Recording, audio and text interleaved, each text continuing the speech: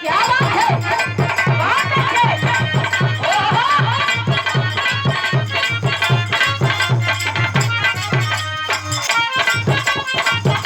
बहुत अच्छे। बड़ी बढ़िया गीत। मार्केट में गरीब बड़ा गौटा उड़ौले बा। कोनो लइका कोनो लड़की से कहत बा, अपने प्रेमिका से कहत बा, का हो चंद्रजीत जी, लड़का नया नया एजेंसी में से बुलेट निकलले हो, अपना प्रेमिका के कहत बा कि आओ पहले तोही के घुमा दे।